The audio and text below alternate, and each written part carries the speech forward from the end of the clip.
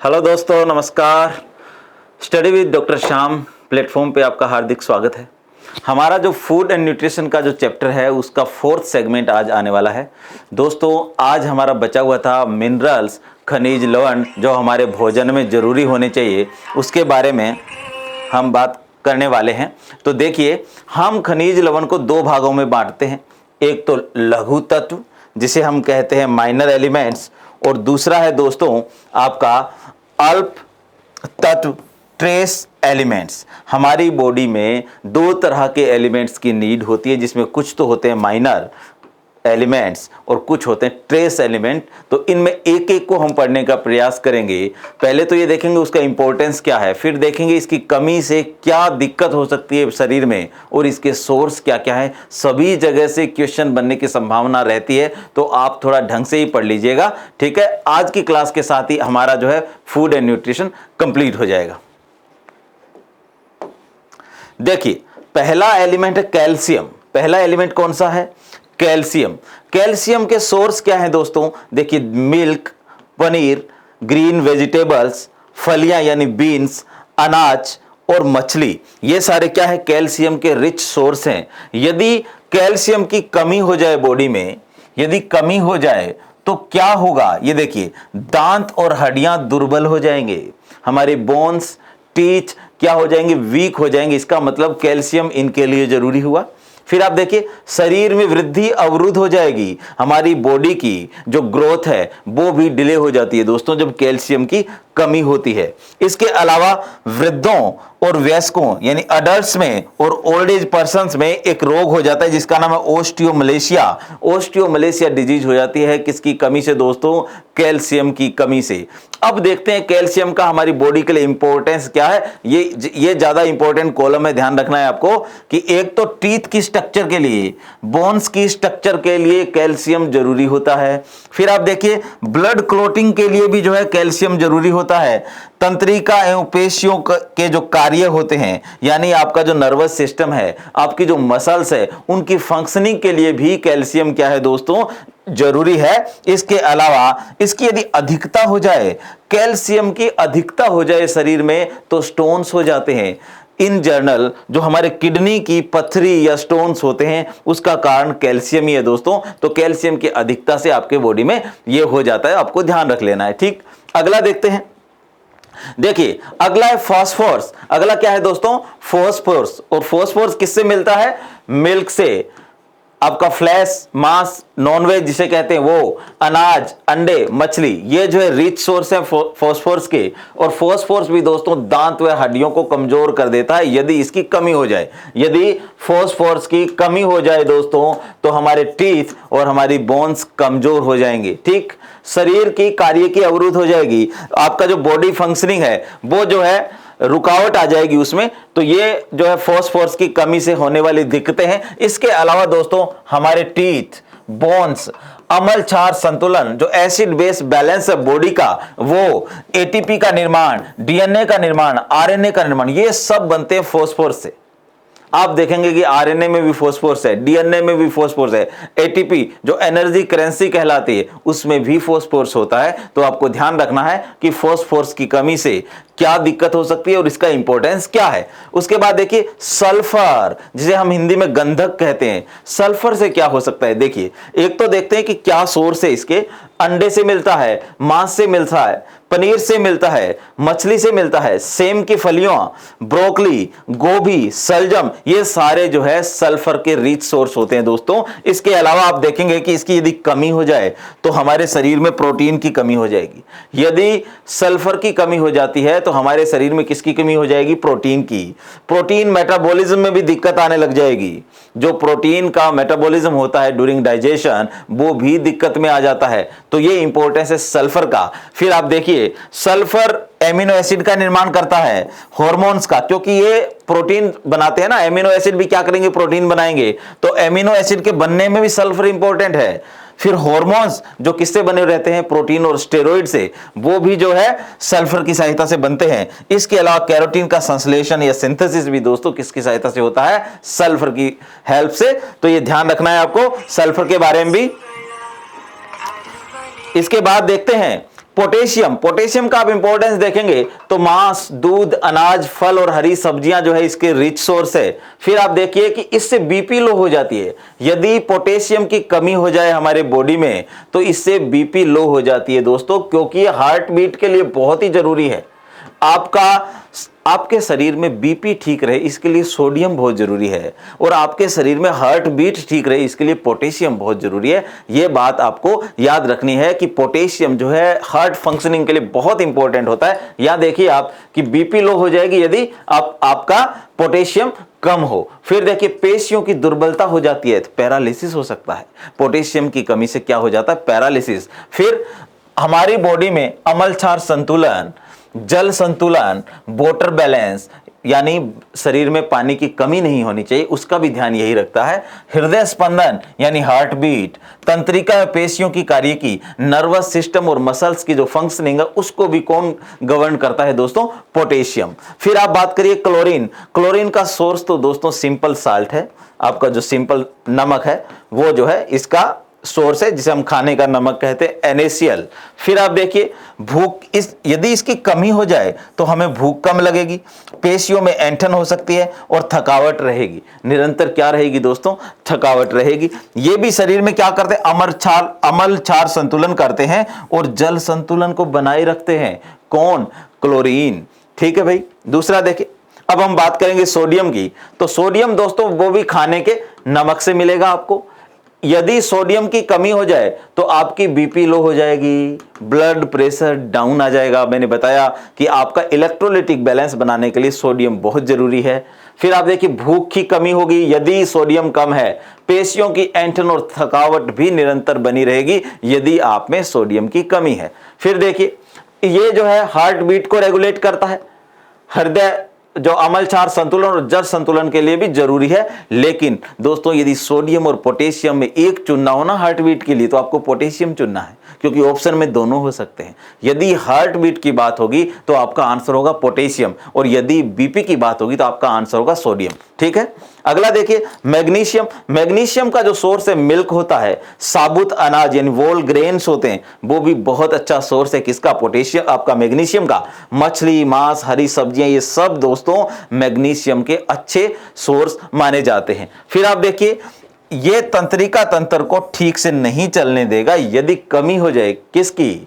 आपके मैग्नीशियम की। तो तंत्रिका तंत्र या नर्वस सिस्टम का जो फंक्शनिंग है वो डाउन आ जाएगी दोस्तों, किसकी कमी से? मैग्नीशियम की कमी से। तो इसके लिए नर्वस सिस्टम के बनने के लिए मैग्नीशियम बहुत जरूरी है ना?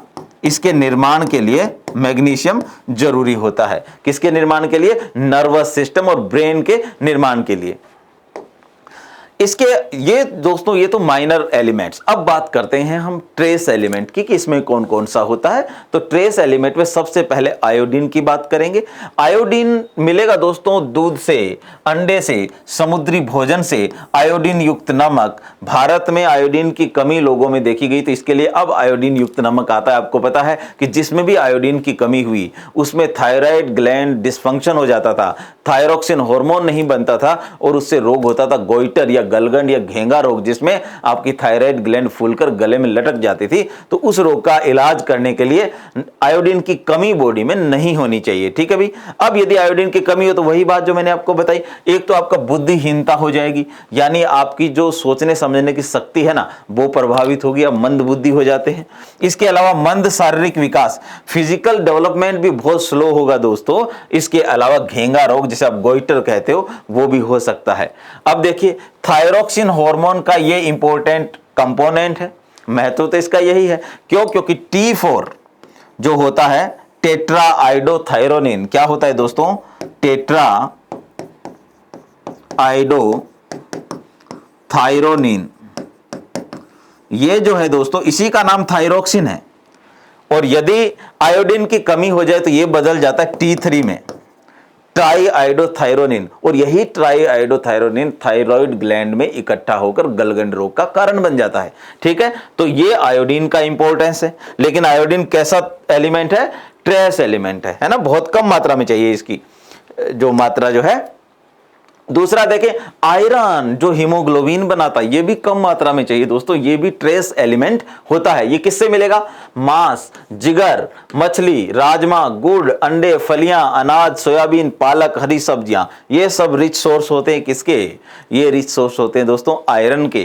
फिर आप देखिए, यदि आयरन की कमी हो जाए तो हीमोग्लोबिन डाउन आ जाएगा। ये क्या है? हीमोग्लोबिन। जहां मैं HP लिखता हूं ना, इसका मतलब हीमोग्लोबिन है, तो हीमोग्लोबिन डाउन आएगा तो ब्लड भी डाउन आ जाता है। ब्लड की दुर्बलता, जिसे आप एनीमिया कहते हो, जिसे आप क्या कहते हो दोस्तों? एनीमिया। ब्लड लॉस हो जाता है शरीर में, ब्लड की कमी हो जाती है। आरबीसी की कमी से भी जोड़ के देखिए इसे। क्यों? क्योंकि आरबीसी किससे बनती है? हीमोग्लोबिन से ही बनती है दोस्तों। हमारे ब्लड का 99% पार्ट क्या होता है? आरबीसी होता है। ठीक है, अब शरीर में थकावट रहेगी क्योंकि जब ब्लड नहीं है तो ऑक्सीजन की सप्लाई भी नहीं है, ऑक्सीजन की सप्लाई नहीं है तो रेस्पिरेशन डाउन आ जाएगा और एनर्जी भी डाउन आ जाती है, तो हम थके हुए रहेंगे। ठीक है, इसके अलावा ये इम्यून सिस्टम पे भी नेगेटिव इंपैक्ट डालता है। हालांकि आरबीसी का कोई डायरेक्ट लेना देना नहीं इम्यून सिस्टम से, लेकिन फिर भी ये डब्ल्यूबीसी के लिए जरूरी है, इसलिए इम्यून सिस्टम को भी प्रभावित कर देते हैं। कौन?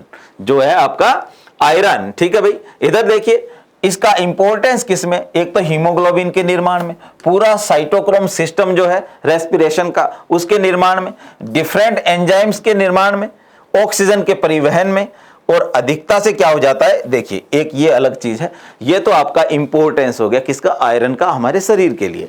ये क्या है? यदि हमारे शरीर में आरबीसी ज्यादा हो जाए, आरबीसी ज्यादा कब होगी? जब आयरन ज्यादा होगा। आयरन ज्यादा होगा तो हीम भी ज्यादा बनेगा, हीम ज्यादा बनेगा तो हीमोग्लोबिन ज्यादा बनेगा, और हीमोग्लोबिन ज्यादा बनेगा तो आरबीसी भी ज्यादा हो जाएगी। तो ये ब्लड का गाढ़ा होना पॉलीसाइथेमिया कहलाता है। क्या कहलाता है दोस्तों? पॉलीसाइथेमिया, जिसमें ब्लड गाढ़ा हो जाता है। तो आयरन की अधिकता भी कोई बहुत अच्छी चीज नहीं है, इससे हमें दिक्कत ही होती है। ठीक है भाई, अगला देखिए जिंक की बात करते हैं। जिंक में जो मिलता है साबुत अनाज से मिलेगा, होल ग्रेन से मिलेगा, दूध, मांस, अंडे, समुद्री भोजन से मिलता है। कौन? जिंक। फिर देखिए यदि इसकी कमी हो जाए, यदि इसकी कमी हो जाए तो आपकी जो स्किन है वो खुरदरी हो जाती है, स्किन रफ हो जाती है। फिर देखिए आपकी जनन क्षमता भी डाउन आ जाएगी यदि आप में किसकी कमी हो जाती है दोस्तों? जिंक की। फिर देखिए भूख भी कम लगेगी, शारीरिक दुर्बलता, शारीरिक दुर्बलता तो आई जाएगी जब जनन क्षमता डाउन होगी। तो ये जिंक की कमी के लक्षण है दोस्तों, क्योंकि जो जननांगों का विकास, जेनाइटल का जो विकास होता है ना, वो जिंक की हेल्प से होता है। मसल्स कमजोर रह जाती है तो उससे फिर शारीरिक दुर्बलता आती है। ठीक है, इसके अलावा प्रोटीन, डीएनए, आरएनए का संश्लेषण में भी जिंक हेल्प करता है। फिर देखें घाव का भरना, वुंड हीलिंग जो है हमारे शरीर में, वो भी जिंक की हेल्प से होती है। फिर देखिए दस्त में लाभदायक जो डायरिया होता है उसमें जिंक की टेबलेट रहती है, तो वो इसलिए है ताकि डायरिया ठीक हो जाए, तो उसमें भी इसका इंपॉर्टेंस बहुत है।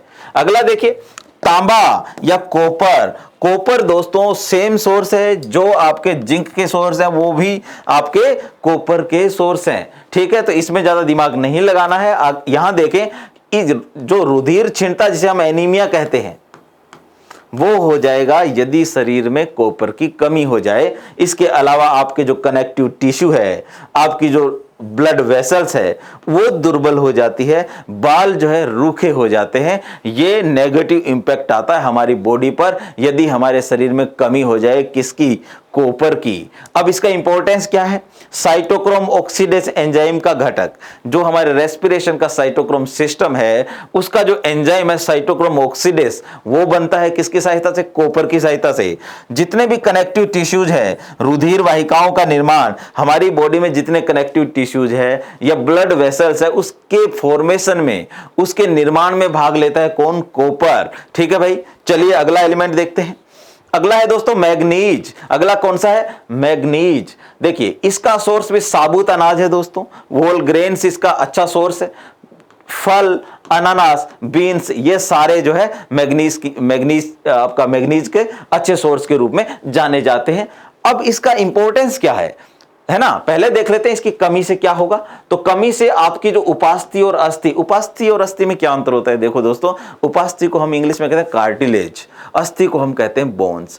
ऐसी बोन्स जो लचीली होती है, जो हार्ड नहीं होती, वो कार्टिलेज कहलाती है। जैसे आपकी टंग, ठीक है, जैसे नाक का कुछ भाग, कान, ये सब कार्टिलेज है दोस्तों, है ना। और हड्डी क्या होती है, बोन्स क्या होती है, वो थोड़ी हार्ड होती है। ये बेसिक अंतर है। इन दोनों का ही निर्माण में भाग लेता है कौन, मैग्नीज। यदि उसकी कमी होगी तो ये दोनों चीजें ठीक से नहीं बनेगी। इसके अलावा जो कनेक्टिव टिश्यू है उसकी वृद्धि भी रुक जाती है, उसकी क्या है, वृद्धि रुक जाएगी दोस्तों, किसकी कमी से, आपके मैग्नीज की कमी से। अब इसका इंपॉर्टेंस क्या है, बॉडी में यूरिया संश्लेषण के लिए महत्वपूर्ण, हमारी बॉडी में ऑर्निथिन साइकिल चलता है, कहां पर, लीवर में, जो हानिकारक अमोनिया को किस में बदल देता है, कम हानिकारक यूरिया में। और हम यानी मनुष्य तो यूरियोटेलिक ही होता है ना, वो यूरिया का उत्सर्जन करता है उत्सर्जन के माध्यम से।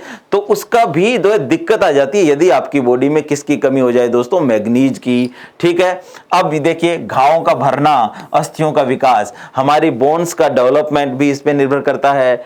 घावों का भरना, वुंड हीलिंग भी दोस्तों किस पे निर्भर करती है, मैग्नीज पे। फिर बात करते हैं कोबाल्ट के। अगला ट्रेस एलिमेंट है दोस्तों कोबाल्ट।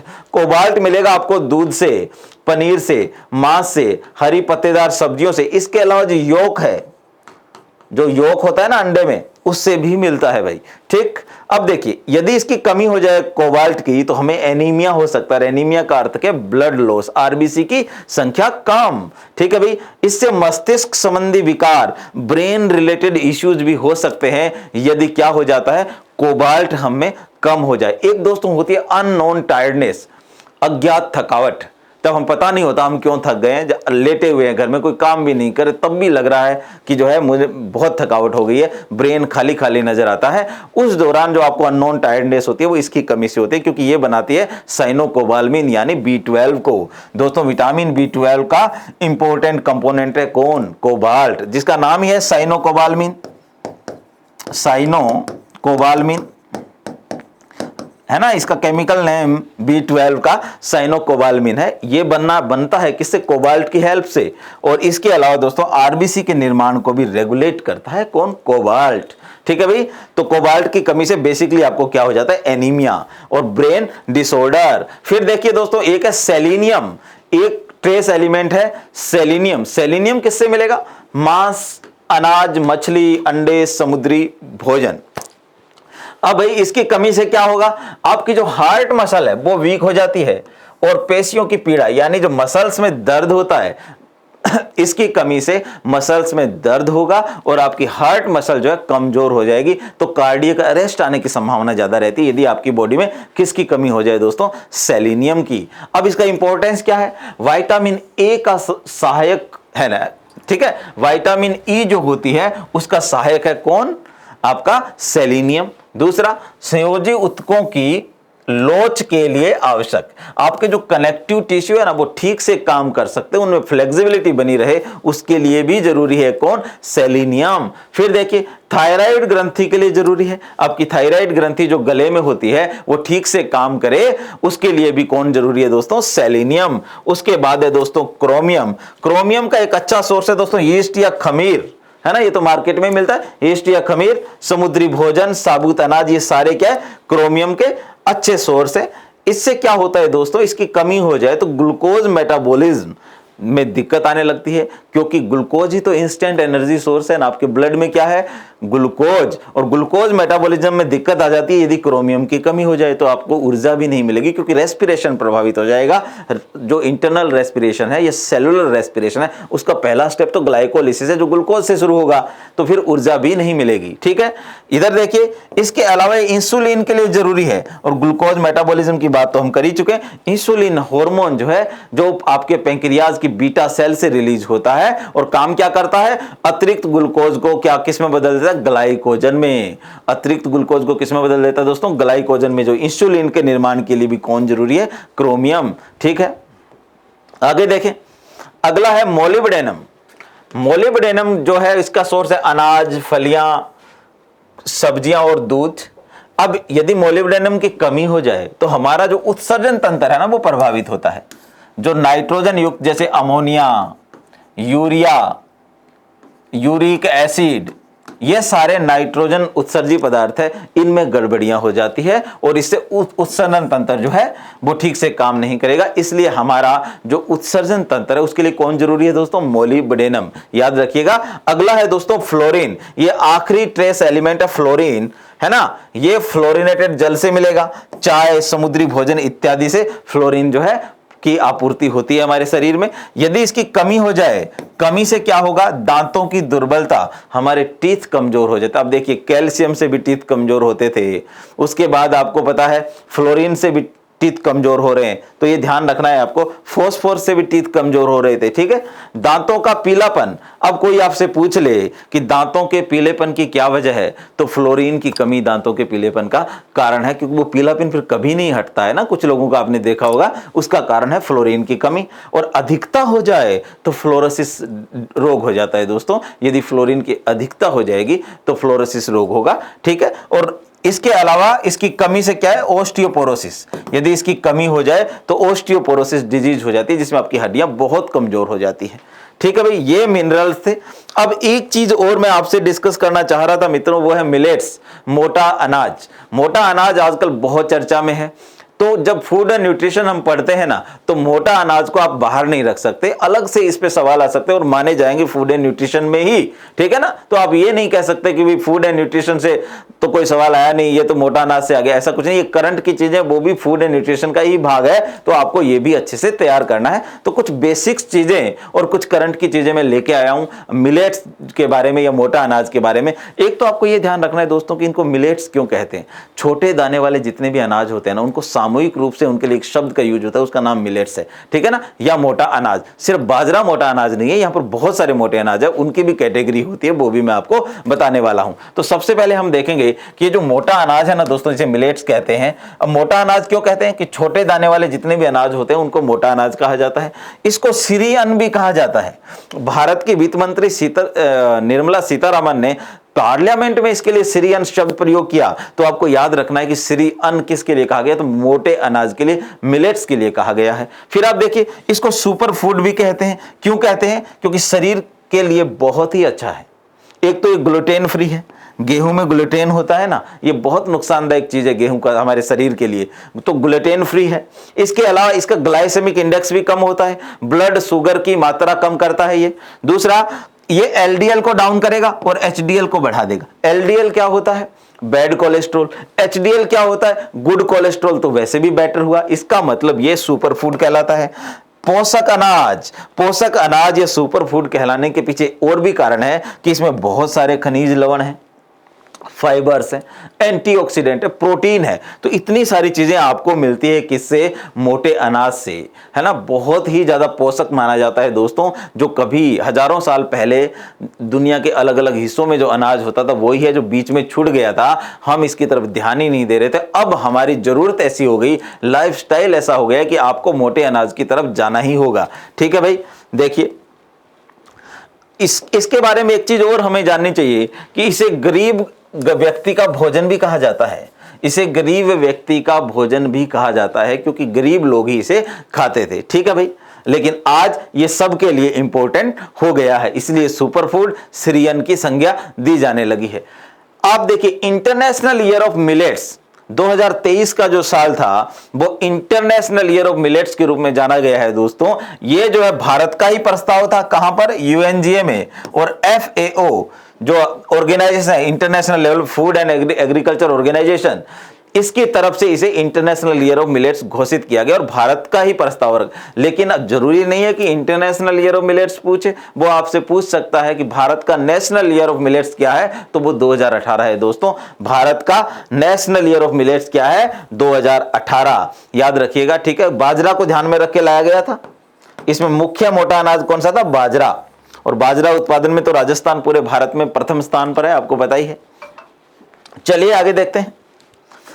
अब ये जो मोटे अनाज है ना, ये सूखा प्रतिरोधी फसल है। इसका मतलब जलवायु परिवर्तन का सामना करने में भी तो ये कितनी इंपॉर्टेंट चीज है ना। एडवर्स इफेक्ट भी नहीं है, पर्यावरण को कम से कम नुकसान पहुंचाते हैं और बहुत कम पानी में पैदा हो सकते हैं, तो सूखा प्रतिरोधी फसलें हैं। अब ये जो मोटा अनाज है ना दोस्तों, इसको कदन नाम से भी जाना जाता है। क्या कहलाता है ये? कदन। कदन भी इसे कहा जाता है। तो कदन कभी आ जाए तो ये मोटा अनाज ही है। ठीक, अब मोटा अनाज को दो भागों में बांटा जाता है। पहला है मुख्य मोटे अनाज यानी मेजर मिलेट्स, और दूसरा है गौण मोटे अनाज यानी माइनर मिलेट्स। मेजर और माइनर मिलेट से रिलेटेड सवाल आ सकता है, तो ध्यान रखना है 3 ऐसे मिलेट्स हैं जिनको हम मेजर मिलेट्स के रूप में जानते हैं। पहला है दोस्तों ज्वार, जिसे हम सोरघम कहते हैं।